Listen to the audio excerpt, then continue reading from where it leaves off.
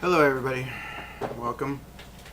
My name is Fred and today we're going to do something a little bit different. It's not about business. It's not about anything other than helping someone who's been through a tough time. I'm basically going to read to you what I read on my Facebook. Somebody that's a friend of mine whose daughter ran into some tough luck. Here it goes. Basically it says, please help 23-year-old Erica Valdes get her life back. Happening now at your computer and any Chase Bank branch in the country. On April 13, 2010, Erica's longtime boyfriend got down on bended knee and asked her to spend the rest of her life with him.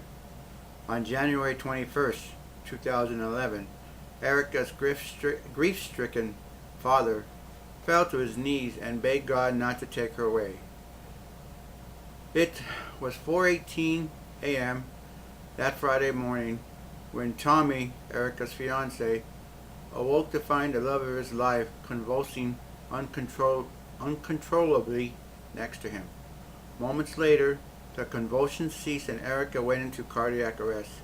Utterly confounded and distraught, Tommy dialed 911 and frantically pleaded for help.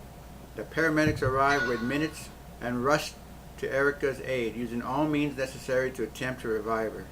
Erica was clinically dead for a full 8 minutes before the EMTs were miraculously able to resuscitate her. She then slipped into a semi-comatose state as she was rushed to the ER and transferred to ICU shortly after. Erica continued having staggered seizures for 3 hours before her doctors opted to medically induce her into a full coma in order to paralyze her body. Eventually, the seizures came to a halt, and she lay still in her hospital bed, void of any detectable brain activity, hooked up to a ventilator, and surrounded by a flurry of medical personnel. Erica's doctors ran various tests on her condition, all of which suggested she would pass away within the first hour. They explained to her family that she was completely brain dead and would not recover. They even went so far as to ask whether Erica was an organ donor. Erica's family refused to accept that this was the end. They were afraid to accept that this was the end. As a last resort, they consented to the implementation of an experimental treatment known as therapeutic hypothermia, which involved decreasing her body temperature to 33 degrees for 24 hours, then gradually increasing it back to normal over a period of 12 hours. The treatment aimed to increase her chances of recovery by preserving her brain. Still, Erica's family was told that the unlikely event that she were to awake from the coma, she would have suffered severe brain damage and would no longer be the Erica they knew before. Well, she proved them all wrong. On Sunday, January 23rd, Erica's doctors and nurses shed tears of joy and disbelief as they told her family she was showing signs of waking.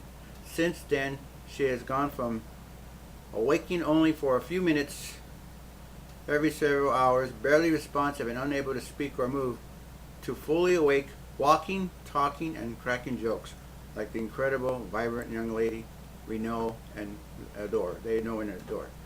That said, it is absolutely incredible that Erica is still with us today, smiling, laughing, and loving, just as she has always had.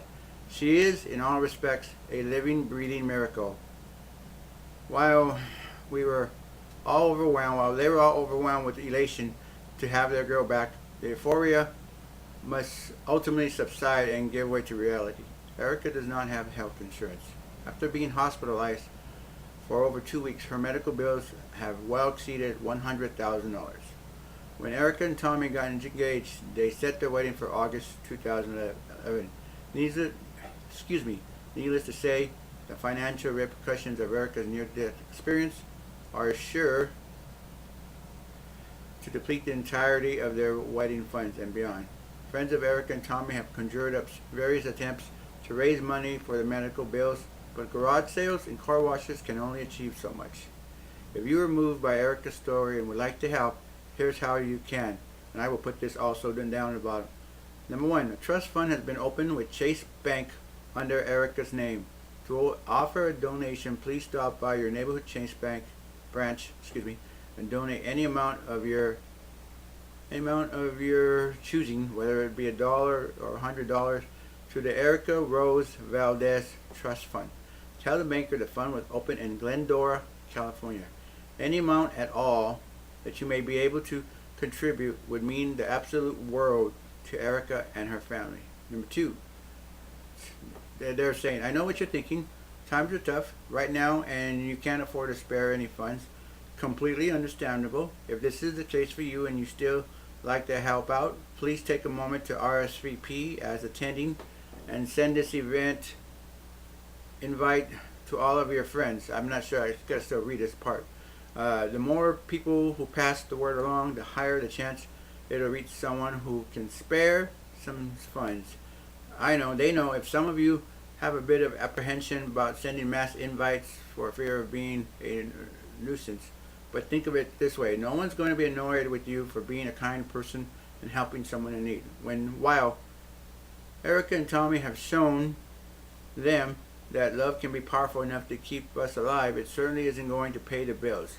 Let's help this young couple overcome this unexpected hurdle and get back to planning the dream wedding they deserve more than ever. Thank you so much for your generosity and support. And that's what we got. So I will try to get as much information on the bottom of the scroll or the bottom of the video. You can also join me in my Facebook or you can go to my California Party Machine DJ solely as for fundraising purposes, not trying to promote my company, but one or the other. Or just call, I'll put my number and I can actually try to get whatever I can to you to take the next step. But hopefully if you can at least stop by the Chase Bank or let other people know about this. Forget about my phone. Let's help these guys. I mean, we hear stories like this. This is in our backyard, and let's see if we can help. I mean, if you have a daughter or any child and you just don't want to see anybody go through that, so let's see if we can help.